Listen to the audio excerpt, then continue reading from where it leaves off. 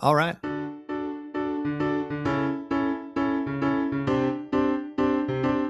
Hey, y'all. Coming to you from Jacksonville, Florida. This is GovLove, a podcast about local government brought to you by engaging local government leaders. I'm Ben Kittelson, manager at Raftellus and GovLove co-host. We've got a great episode for you today. We're going to be talking with a longtime friend of both GovLove and ELGL, and we're going to be talking about all things utilities and city management. But first, the best way to support GovLove is to become an ELGL member. Engaging Local Government Leaders is a professional association engaging the brightest minds in local government. And your membership helps support the work that we do here at GovLove. So, and somehow, we'll talk about this more in our interview today, but we are celebrating 10 years of GovLove and telling local government stories from folks all across the country. And as part of our celebration, we want to hear from you, our dear listener. So you can call the GovLove hotline at 720-282-1752 and tell us what you think local government might look like in another 10 years. And so with that, let me introduce today's guest. Cathy Bailey is an assistant city manager for the City of Cincinnati, Ohio, a position she's been in since January of 2025. She was previously executive director of Greater Cincinnati Waterworks for 9 years and spent her career in the utility, starting as a chemist in 1992, before holding several roles in the department. Cathy's a former ELGL board member and has been very involved in the American Waterworks Association and Association of Metropolitan Water Agencies. She's also a Water Research Foundation board director. Cathy, welcome back to GovLove. Thank you so much for joining us. Thanks for having me. Yeah, I'm excited to chat with you. As you know, one of our traditions on GovLove is to start with a lightning round to, let our listeners get to know our guest a little bit. And so Yes. my first question for you, what's the first album that you bought? First album. Oh my gosh. You're taking me back. If I think about it, it was probably one I bought with my sister. And it would be Prince, and I think it was Okay. actually the album that was titled Prince. And because I remember the crazy shaped lettering of his name on the front of it. But I would say that was probably my first one. Okay. Is that the album where he was known by the symbol, the artist formerly known as? No. This is way back in earlier. the day when nobody knew who he really was. Oh, very cool. Awesome. Yeah. All right. Next lightning question for you. What book are you currently reading? Oh, I just started rereading a book, which is The Warmth of Other Suns by Isabel Wilkerson. And I read it years ago, but it's January, and every year I start with this mighty purging effort. And so as I was purging, I came across some books that I had forgotten about and looked at that one. I was like, you know what? I really want to reread that one. And so I just started rereading it. So that's probably the one for me right now. Yeah. Yeah, that's a great book. And although it's like very daunting as like the length, It is. it flies by. A great book. Yeah. Yeah. I just remember like ripping through it. Now, I also was, less distracted of a reader then. Yeah. So who knows what it would be like today. Yeah. Awesome. And then my last lightning round question for you. Where do you go for inspiration? Where do I go for? It's probably, some here definitely in Cincinnati know that I am an artist. I'm a collage artist. So mixed media is my jam. But if I want to sit and think about some stuff and get inspired or just kind of drain out, I have a studio in my house. And so I kind of go there and just kind of get inspired or think through some stuff. So I'd say that's kind of where I go. Well, and I know it's an audio medium, but can you describe the kind of mixed media, like collage art? What does that kind of look like? Where can maybe folks check it out? Yeah. I've always loved art, and actually way back in the day I wanted to be an artist, but my mom wasn't having it. But yeah, mixed media. So all of my art is made from magazine paper or decorative paper, but mostly magazine paper. As an environmentalist, it's an opportunity for me to upcycle something that a lot of people have forgotten. But I take magazine paper and I make images, portraits. A lot of it is from memories or shared experiences. Many of my pieces focus on positive experiences in the African American community and our culture. Mm. And so that's a thing for me. And a few years back, mainly during COVID, when I was trying to settle my mind and not go crazy, while leading a water utility and keeping the community in water. Like I reached back to that, something that I loved, just to, de-stress, if you will. And so since then I've continued doing it. And so it's a thing for me. And as I think about my next chapter, I think about that as well, as perhaps that's the thing I do in my next chapter. There you go. Yeah. Yeah. I don't think we were talking about this before we started recording, but you've announced a retirement date for later this year, which is very exciting. And so, yeah, well, coming to a gallery near you is Cathy Bailey is an artist, and late 2026, 2027 Yeah. and beyond. Yeah. Um, well, cool. Well, I really want to talk about kind of your current role in Cincinnati, but also, I mentioned as part of the intro that, this is part of a series of interviews I'm doing where we're kind of inviting past guests back, though, or some of our favorite guests back, to reflect on, 10 years of GovLove and 10 years in local government. And local government has changed a lot over that time period. And you mentioned one of the big events of COVID that has kind of transformed a lot of our organizations. But what are some of the things that you've seen some of the biggest changes that the organizations you've worked with have dealt with or dealing with? Both from within the utility space, I imagine, but also local government more generally. What are some of the things that you've seen change over those 10 years that stick out to you? Yeah, that's a great question. If I think about, the last 10 years I've been at the water utility as the executive director, and if I think about the changes that I've seen there, I'd say definitely, probably the biggest one would be customer expectations. Like Mm. customers have truly changed what they expect. And not only have they changed their expectations, but they've changed how they want to engage with local government.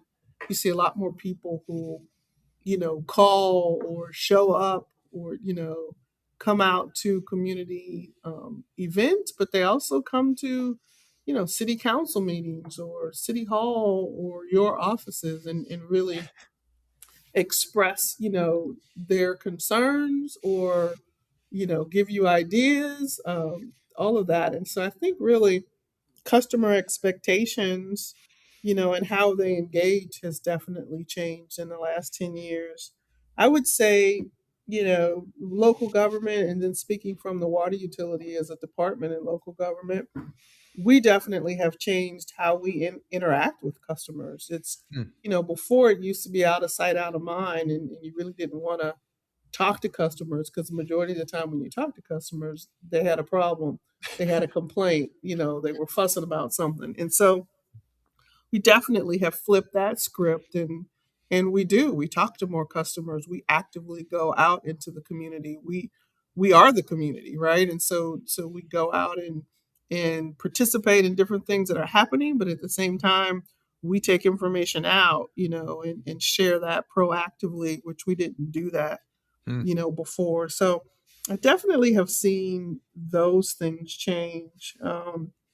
More technology, of course, that's everywhere, right? Yeah. Yeah. Where we have more technology at the utilities and in local government, but also using more technology in how we connect with our residents in the community. So, open data platforms, opportunities for them to see, smart reports Mm-hmm. and different things AMI. like Yeah. that. And so um, I think those are significant changes that have definitely occurred in the last 10 years.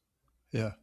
That customer service piece, you're right on. Like in a lot of places or a lot of the utilities that are doing great work and are rising to meet that expectation of customers. Yeah, Like to yeah, your point, they're going out and doing the communication that you didn't see 10, 15, 20 years ago, and to the right. same degree. And it is kind of inspiring to see that, like, oh, here's all the things that your utility is doing for you that you may not even have known about as a customer if they weren't proactively communicating it.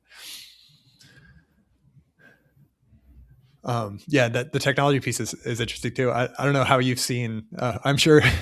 Well, you're right. It's impacted everywhere, but it's pretty robust in the utility space. And I feel like the more I kind of dip my toe in utility work and or working with utilities in my role as a consultant, the more I learn about some fancy new technology that the utilities have been using for years and years. But are there Yeah, things that stick out around like something that's like kind of maybe been kind of transformative on that side for utilities? yeah, we definitely. I mean, we've had technology for years, but boy, have we just really knocked it out the park. I think in recent years of being very creative and innovative and trying to usher Hmm. in more solutions that not only help us internally, but connect and share data externally. I can just remember, you know, many moons ago of the stacks of paper and all the handwritten processes and all that Yeah. kind of stuff. But where we are now, it's unbelievable, and it needs to be there. We would Yeah. not be able to attract younger members of of our community to come work for us. If Mhm. we didn't have great technology, if we weren't willing to be innovative, if we weren't in many ways on that cutting edge Mhm. with the use of technology at utilities and in local government. Mhm. And so it's important for us if we're going to attract, um, younger members of our community to come work in local government. We need to rise to the occasion of what they're used to using. They've grown up on technology, and Mhm. so we have to keep exploring opportunities to usher in more technology and better solutions in that way. And so we haven't disappointed. The last 10 years, we've definitely been able to do that. Yeah. Yeah, and for our listeners that have maybe never toured at like a treatment plant, you go to like a control room and the like screens and all the different like processes that they can manipulate from there, and like it is like seeing into the future. It is, to walk into a control room and all these screens and, most of it you can see just real time what's happening. I remember when I started at the treatment plant at the water utility, we didn't have all of that. Yeah. We were ushering in some of it because we had just built our granular activated carbon treatment plant, but it was minimal, what we were ushering in. Now you go in there, it's like a spaceship. Oh It's yeah. like all these Yeah. screens and information. It's pretty cool. Don't get Oh me yeah. wrong. Um, and it's where it should be, and we need to continue along that line. But it's fascinating and pretty cool for me to know where I saw it at the beginning and now look at where it is now, and knowing that it's going to continue. Like we're just going to, go up and go forward even more with the use of technology in our processes and practices. Yeah, yeah. It seems like it's going from the plants out now because Oh yeah. the Oh cool yeah. stuff is like what's happening out in the distribution or collection system around like Yeah. monitoring and like this pump and this lift station needs you could do some of the predictive maintenance and stuff. It's really Yes. fascinating. Yeah. It is. It really is. Oh, very cool. Well, you mentioned you were the executive director of Greater Cincinnati Waterworks for almost 10 years, and Yeah. are there a couple things that as you think back in your role now and or over your time as in that chair, that maybe some highlights or things you're proud of that stick out over your time in that role? Oh yeah, definitely. I'm proud of a number of things that we were able to accomplish. Probably a few things that come to mind. We went from quarterly billing to monthly billing during my time, Oh my and gosh, that's a big lift. it was a big lift. It was, but it was, again, going back to technology and the use of data. And so we do a survey with the University of Cincinnati every 2 years, and it's a set number of questions we ask. But we were starting to see higher numbers when we asked the question, and the question was, you know would you be interested in going to monthly billing? Would monthly billing be more helpful to you, Mhm. in budgeting and paying your bill? And years before that, it was like 15% said that, 20%, but we were seeing like 45%, 48%. We were like, Oh wow. whoa, that is huge. And so we really started planning and taking that information, using that data. And so we worked and had a successful switch over from quarterly to monthly, and so we at that point then heard from a number of customers, that said, thank you so much. Like, this has been really, really helpful. This is something I can, budget for, prepare for. It's a better reminder because I would often forget when it was quarterly. And so I was Mm, very proud that we were able to figure that out and deliver that to our community to help them, do better so that they could pay their bills, on a regular basis and not forget about them. So that was one thing. I think, of course, the lead service line replacement program that we yeah. ushered in, and that one at one point was deemed a model for the country. And then I even left the water utility for a brief stint, which was a 12-month time where I was working with the federal government as a senior advisor, Hmm. helping 4 states/40 communities establish their lead service line replacement program. And that was because of the exposure and what they knew we had done here in Cincinnati. So Wow. very proud of what we were able to do with that one.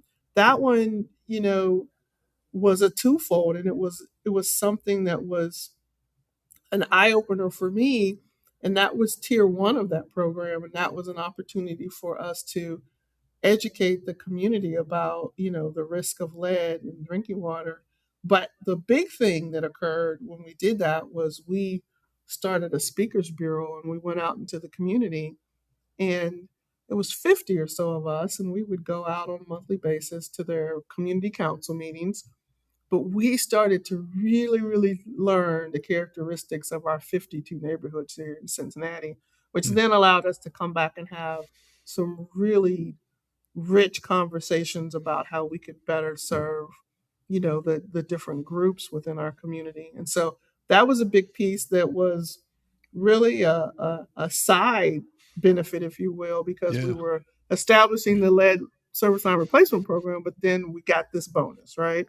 Hmm. So definitely, I think that was something that I'm very proud of. But I'll give you one more, Yeah. and I think that was one for me, which was I flipped our culture from customer first to employee first. And a lot of people Mm, thought I was nuts in doing so, but my belief, and it certainly has held true. But my belief was that I will absolutely take care of my employees, and in turn, they will absolutely take care of our customers. And mm, so that was me trying to figure out, how can I improve your environment? What are policies and practices that not only help you at work but help you do life, right? yeah. How can I, infuse more fun at work? How can Hmm. we celebrate the work that everyone is doing? How can we let you know that we are grateful that you care about our community, and in doing so, how can we get you more connected to the community? So Yeah. can we volunteer here? Can we support this effort? Can we show up and be the water ambassadors and water sponsors for the marathon? Mm, So I mean, it was just different ways that we said, hey, we want to let you know that we care first about you, and then you will then do your job and care about our community. And so I think those three are definitely some big ones. Of course, there's more, but yeah. those are some big ones I think that come to mind right now. That culture piece is fascinating, and I imagine.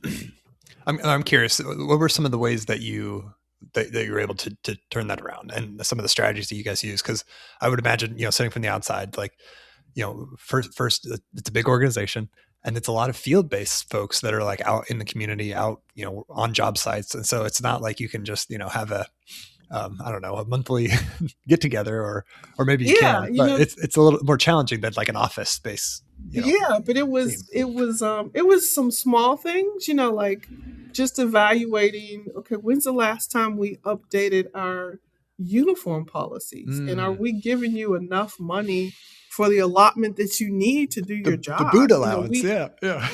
We hadn't updated, our work boot policy in a long time.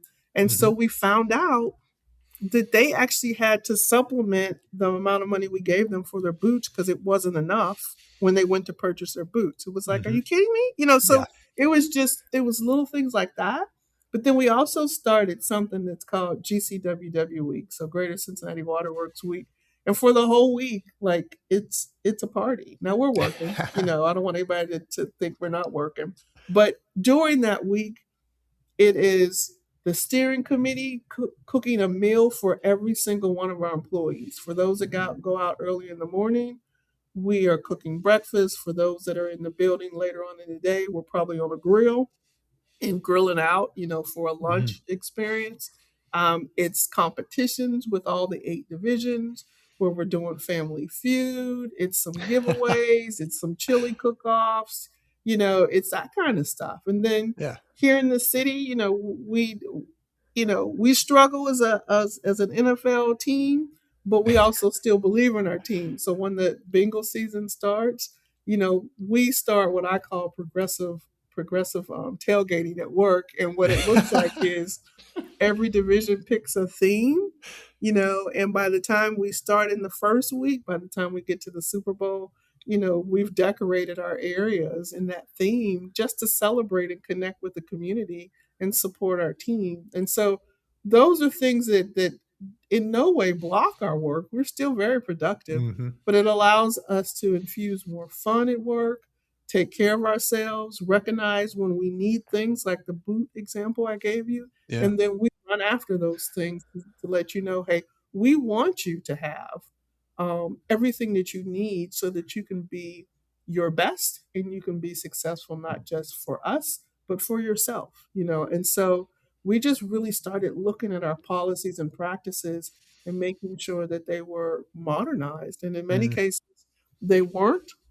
It was a lot of little lifts we could do. There were some big lifts, but we committed to do those, and it really helped us flip our culture. And so when COVID rolled around, Mm. they absolutely knew that I was going to take care of them. They absolutely Huh. Yeah. knew that when we ran out of masks early on and had to wait for deliveries because people couldn't get masks, we couldn't even purchase masks because it was such a shortage. Hmm. They knew that I was going to put a call out to employees and say, I know some of you have sewing machines. Can you sew masks for our employees, our frontline employees, until we can get masks purchased? And 13 people in the organization said, absolutely, I got a sewing machine. 10 of them Hmm. said, I have fabric. The 3 that didn't, we said, we'll get you fabric in the morning. And so we went out and bought fabric, but they knew that our culture was going to take care of them. They knew that we were going to change how we worked in the building, how we could put in more safety practices. They knew those things because we had established that culture in that way, and we were absolutely going to take care of them. Yeah. Yeah. Wow. Those are great examples. And I love the, like, you're building that bank up, you're like building that culture, and then something happens, a crisis like COVID, and all of a sudden, like, that makes you more resilient, in the Yeah, face of like that. absolutely. And you don't see that coming when you're doing the, like, I Right. want to You build the don't. culture thing, but that's a nice benefit. Yeah, it is. Yeah, we didn't see that coming, but we Yeah. we had that foundation that just allowed us to smoothly roll into that, and everyone knew, like, together we're going to get through this. We're going to make it work. We're going to do Hmm. what we need to do. And it's amazing, when I put on my budget analyst hat, I think one of the easy things when you're looking at a spreadsheet and like budget requests is like, well, do they really need to bump the boot allowance from 200 to 250 or whatever? Like the boots I buy are way less than that. Yeah, But it's such a big difference in the quality of life for those guys and like how they it feel about their is. employer to like have good equipment and good uniforms. And it doesn't really cost that much to the organization, but you talk to those folks and it really matters a lot, like It those little does. It things. Yeah. really matters a lot. It really does. Yeah. Yeah. There was something you said, that at the beginning that I want to kind of circle back to too. You mentioned kind of going out into the community and how you learned the different neighborhoods, as part of Hmm. the lead service line replacement program. Like, I'm curious, I think often, when, those of us who kind of are in central services or like a kind of general city management kind of background, we don't often think of like why that could be a value for like a utility or public works office to like, or department to see and get to know a neighborhood by neighborhood in that way, because Mm-hmm, you're just mm-hmm. focused on infrastructure, like a pipe's a pipe. But like how does that change maybe how the department serve those places, getting to know them in a different way than just only paying attention to maybe the assets would have. I think for us, it was a huge eye opener for us. Hmm. I just give you a simple example. In one of our monthly series, we were going out to all the neighborhoods and telling them about the fact that we stood up this dedicated website for our lead service line replacement program. And if they wanted to get their water tested free, go onto this website, follow these clicks, get to this form, fill it out, and then once we get your information, we'll send a kit out to your house. Hmm. And so we were just, that was just commonplace. We were doing that in most neighborhoods. So we get over to this one neighborhood and we get there and they don't have a they don't have audio visual equipment. Hmm. And so we're like, okay, we brought this PowerPoint, but we can't, do this. And so then we're talking, we're just sitting there talking with them at that point because we can't show the PowerPoint. And then, we're telling them about the website. And they're like, we don't have, access to computers over here, and many of the households don't have a common computer. Some people have phones, but they pay, by the minute for those phones. So it's not likely Mhm. that they're going to go to this website and fill this out. And it was such an eye opener on so many fronts.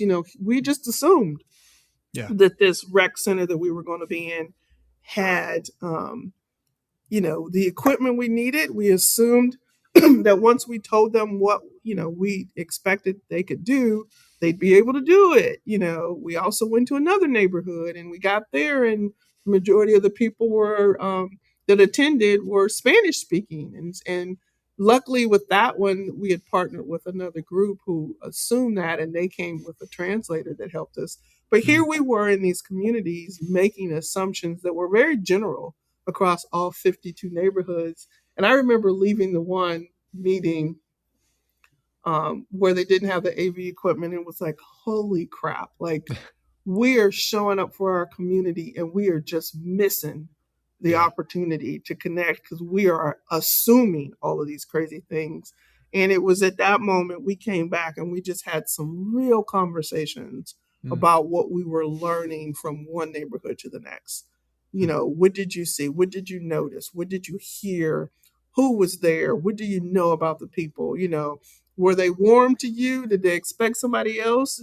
Did we have the right mix? Did we send the people that needed to look like who showed up versus the Hmm. people that we thought needed to go? Like we just had these real conversations, and it was from there that we really, really started to learn and gather information and really say, hey, how can we meet them where they are? It's not about us trying to go there to bring them to where we are. It's like, no, we need to meet them where they are.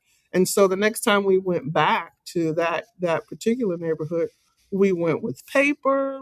We even dressed differently. It's like, no, we don't Hmm. need to walk in there with our suits Yeah, on with your and sport coat on. our backpack bags and come in as the big and mighty, right? It's Hmm. like, no, we just need to come in here casually and sit with you and have a conversation. And if you're interested, in getting your water tested, here's the paper form and we will take it back for you. Hmm. And here's our number. And if you have questions, call this number. Like we just really showed up so different.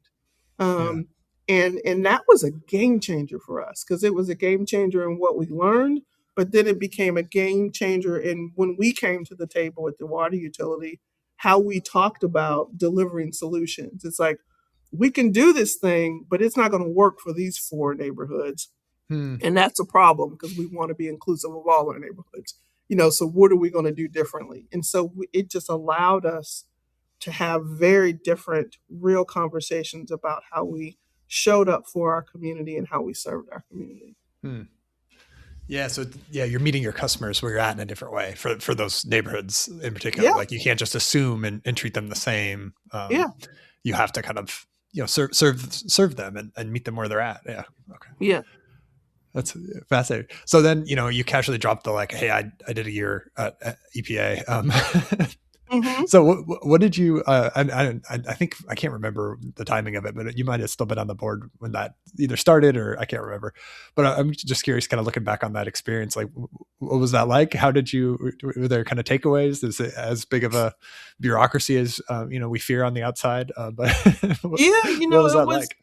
it was a cool experience. It was I think it was September of 22 to September of 23 is the time frame. And a lot of people don't know, but I started my career at US EPA here in Cincinnati as a research chemist right out of college. And so I did a couple years there before I came to the city to the water utility. And so for me, it was kind of like this full circle thing, if you Yeah, will, yeah. to go back at it in a different way and with so many years of experience. And so I was a senior advisor to them as they tried to establish as well, it was not try to, we established a lead service line replacement accelerator program. And so it was basically working with 4 states. And we were working with 10 communities in each one of those states Mm, to kind of meet them where they were to help jumpstart their lead service line replacement program. So some of those communities were right at the beginning, and just didn't really know how to start, barely had an inventory of what was in their system and mm, how do I get started with an inventory. So some communities needed, some leg work and some guidance in that way. But some other communities were further along. Okay, I have an inventory, but mhm, now, I need help just knowing where the financing for this is, or knowing how to fill out the forms for, a state revolving fund grant, or, something like that. And so we met them where they were. And then there were other people who were, um, starting to take their lead service line replacement, take their lines out. And they were more of, well, how do I prioritize? How do I mm, know where I'm going? Which community, which neighborhood should I start in? Are there set characteristics that other communities are using? How do I deploy that here? So it was just this really info bank and working with these communities to help them get started. And again, meet them where they were and just mhm, let them know that the federal government is working to help you, and then to help you establish these programs. There was funding behind it. There mm, was technical resources that were put behind it as well, and so that helped them really, really get started. And then that dovetailed into them really pushing that program out. And then after that, it was an effort to, jumpstart 200 communities oh across the wow, nation. And so it was pretty cool. At first it was like, um, it was a little challenging for me because I was yeah, coming from, being this lead of the utility, and I would sit with my steering committee and we'd make a decision and we'd roll with it, right? mhm, But then mhm. I'm in these meetings, and then there's the sixth meeting about that topic, and we need another meeting, and we need to bring this other group in, and it was like, oh, what have I done? And so the first couple of months I felt like this is going to be a little challenging for me. But then it took this quick turn, and we were on the ground, like our ground game started. And so we were going to these 40 communities. We were meeting up with them. We were sitting down with the people at these utilities to let them know face to face. USEPA doesn't normally come to you. We are coming to you and telling you we are in it to win it with you, letting you see who we are, giving you an opportunity to ask us direct questions, and just letting you know that we are that partner that you need, and we're showing up in that way. And Mm, so that was really cool. That was the turning point, and that's when, for me, like the rubber met the road, and we yeah. were doing it. And so it was exciting at that point.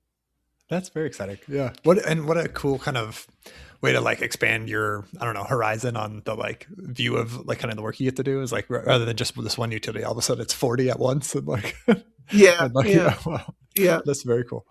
yeah. It Um was really cool. It really was. Well, I also want to talk about kind of your role you're in now at the city. So maybe to start, can you talk about that transition from, hey, you're leading the utility, um, and then you stepped into this assistant city manager role. Like, what made you want to do that? Yeah, I yeah, had it a was one of our it was one of our subject matter no. experts jokes about like that's kind of like getting a demotion.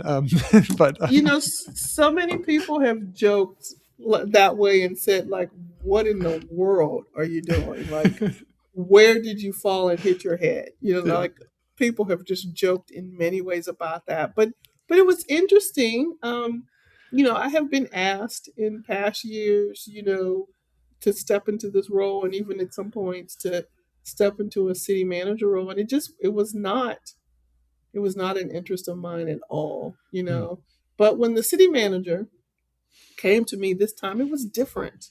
It was different in a sense where, the conversation and the appeal was like, I need your help. And and mm, and and it was more of, I know you know a lot about city operations. You have been around for 30 some years. You just don't know water.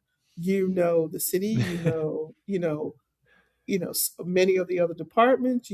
The good, the bad, and ugly of some of the other departments.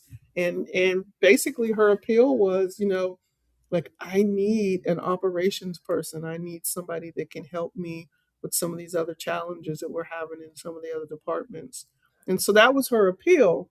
But at the same time, I also knew, yeah, I probably could do this for a little bit because it's a finite amount of time because I'm planning to retire. yeah, yeah, And so it was very different than when people had asked before, because it's like, I don't know when I want to retire. But the mm, fact that I knew, where I was in my thought and my desire to retire, um, I knew that I could do this for a little while. And so the ask hit me different this time. And yeah. so I said yes. I said yes, and stepped into this role January of 2025. And boy, when I tell you, there are days where it's like, what in the world have you done? But then there are other days when everything just lines up and we get something done and we conquer the dragon that was around the corner, and we slay it and things look good, and we turn a corner and it's a better place, for the city, and employees are doing better. Like, there are days like that where it's like, okay, that's why I'm Mm, here. But I can't sit here and say that there are other days when it's like, you have lost your mind, Kathy. Like, what were you thinking, right? But I'm always thankful for an opportunity, and at the end of the day, I am a problem solver, and so there have been plenty of problems to dig into to figure out how we could collectively solve them here in Cincinnati. And I'm happy for it, really, the opportunity to serve my community in that way. And so that's kind of how I got here. yeah, yeah. So what's your scope? So you've got a portfolio of departments. I Oh assume my gosh. utilities is I still under you, but what are the other things that you're Yeah, having to get I involved have with? I have water, sewer, stormwater. I have health. I have a department that's called Citizen Complaint Authority. I have economic inclusion. I have procurement. I have public services. So I have some big heavy hitters in there. I also have procurement. And Yeah, so I think I spend most of my time with public services and procurement. We really are mm, going through. We had a retirement with public services last year, and so new leadership, heavy, heavy reform going on in that department. And then we are really making a lot of changes with our procurement. And so those are probably the two where I spend a lot of time. Some other departments run themselves, yeah, sewer, water, without a doubt, stormwater as well. And so, not too much of a hand in those areas, but some of the other areas, I do spend more time there. So yeah, so it's a heavy lift there, but it's fun. I always yeah, have fun. No matter what I'm doing, I'm going to have some fun in my day. That's always yeah, been yeah, my mantra in my 30 some years. And so, even with some of the challenges that we're faced, I'm still having fun in yeah, yeah. everything that I do. So I'm curious, obviously you've been in the role for a little over a year, but like in that time, like how do you think your background, having, spent your career in utilities, like how does that make you maybe, or inform how you approach, this kind of work, or make you, I don't know, different is the wrong word, but like, yeah, maybe how does it make you different than like someone that might have had a more, quote unquote traditional city management background where you're only kind of in that office for your career? Like, how does that kind of maybe, Yeah, how does your background, impact how you approach the work? I think having that operations experience definitely has helped me. And then, you know, I've been able to work my way up, and I think that has helped me too. I Yeah. started at the utility at the treatment plant as a chemist. My degree is in chemistry. And so I worked in at the treatment plant for a few years. I worked in IT. I worked as a project manager. I did strategic planning for about a dozen years for the utility. I also worked with data and performance metrics. And then when we went into a joint utility with the sewer and the stormwater utility, probably 10, 12 years ago, I was a project manager during that time. And then out of that is when I became interim and then permanent director.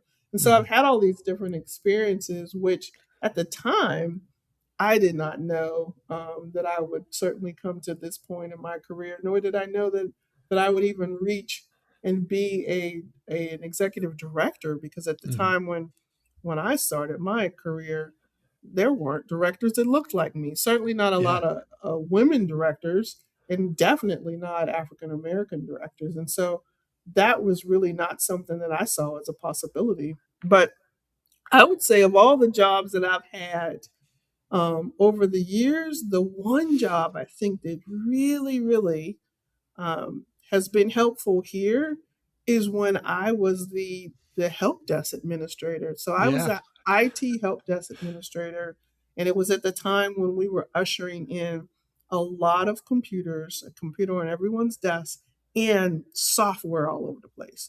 So Yeah. a new billing system, a new work order system, GIS here and there, the whole Microsoft Office suite and everything that we could do with that, our SCADA systems, and so I was in charge of the help desk at the time when all of that was occurring. And how that was beneficial to me, I would go out to all the different sections and departments and and divisions and talk to the employees, Mm. talk to the supervisors, find out what they needed. In some cases, I trained some of them, particularly the distribution division, who were very afraid at the time of technology and what it meant, because they weren't hired to then you know, use technology. They were Yeah. hired to go out and fix a water main break or a Yeah. water Yeah. main leak. And so they were very afraid of technology. And the fact that many of them looked like me, I could have conversations with them. And then I Mm. got to the point where I trained some of them or helped them create cheat sheets, to help them fill out the work orders and feel more comfortable in doing so as we ushered in that technology. So that position allowed me to really get to know so many people in the utility. And so as I Yeah. moved into these other opportunities that were put in front of me, I continued to have those types of connections with so many employees in the utility. So by the time I got to be the executive director, like I knew, and I knew very well, Mhm. 80, 85% of our employees, Yeah. and so I Yeah. knew what buttons push to motivate them, Yeah. to help them understand the importance of our vision and our mission and our strategic plans, to ask them the right questions of what they needed so that they could do more or be Yeah. more in their jobs. So that was very helpful to me, and I think that type of experience is what has made me different, as I stepped into this role, that I've had those opportunities because I was in a department for so many years and was Mm. able to bring those connections and that learning to this role. Yeah. I mean, you're right. That deep experience and connection with your department, like, I mean, that makes you a great department director. I'm curious, like, as you kind of step into your into this role and you have a portfolio, can you like then apply that over to these other departments? Yeah, Or like because how? Yeah, I can apply it because I learned through those experiences how to talk to everyone. yeah, I see. Okay, How yeah, to connect to employees that work in our distribution division that are going out to fix water mains, leaks, and breaks, who are very different than talking to our yeah, call center reps, who are very different than talking to our engineers who are designing projects, who are very different than our accountants. And so I learned how to connect and really talk to people and meet them where they are, yeah, and be comfortable in yeah, that connection. And so I think that is huge. It's the relationships and the connections that you can make in these roles. And I think all of those experiences that I had over the years at Water, you know, taught me how to connect with people, taught me yeah, the importance of connecting with people and maintaining those connections. And so I think that's a big piece of how that helps me in this role, because this role is all about connections yeah, and and relationships influence and and yeah, conversations and how you talk to people and what you say to people and when you say it. And so I think all of that taught me that. yeah. No, that's a great point. It's not the fact that you have relationships with specific people; it's that you learn how to make relationships with people you don't Absolutely. know in all sorts of different roles, and like that. And of Right. course, that's applicable across. So that makes a ton of sense. Well, very cool. I know we're approaching the end of our time together, but I'm curious. As you've got a kind of a deadline of your retirement date, but as you kind of look over, hey, the next few months, year in this role, like what do you kind of hope to accomplish? What are you working on that you're excited about? What are the things that you're looking forward to? Yeah, I'm definitely excited about, spending more time with our public services department. That's a department that really is on the verge of ushering in more technology, modernize a lot of their practices, just really creating a better culture and environment for employees. And so I definitely have plans to spend, most of my time helping them before I exit October 1st. Um, I think that's probably the biggest piece that I'm looking forward to. And then, whatever else comes my way that I can lend my experiences to, then I'll definitely grab onto that and do whatever I can. But I think that's probably the main thing that I'm focused on right now. Is like, how much can I help and pour into public services department before I go out the door. Awesome. Awesome. Well, the hardest question, as always, what if you could be the GovLove DJ, what song would you pick as the exit music for this episode? Oh my gosh, the Gov Love DJ.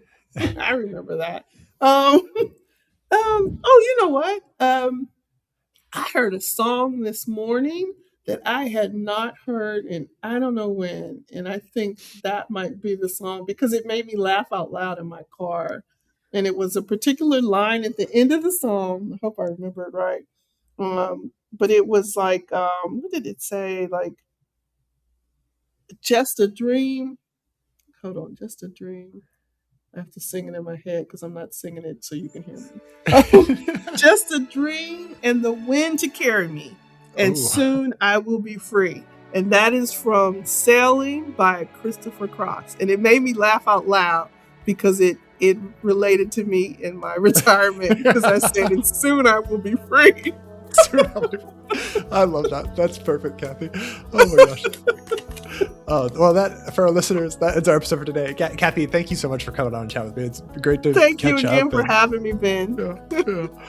And for our listeners, GovLove is brought to you by Engaging Local Government Leaders. The best way to support GovLove is to become an ELGL member. You can reach us online at elgl.org/GovLove, or you can give us a follow on our page at LinkedIn. You subscribe to GovLove on your favorite podcast app. If you're already subscribed, go tell a friend, a colleague, a neighbor about this podcast. Help us spread the word that GovLove is the go-to place for local government stories. With that, thank you for listening. This has been GovLove, a podcast about local government.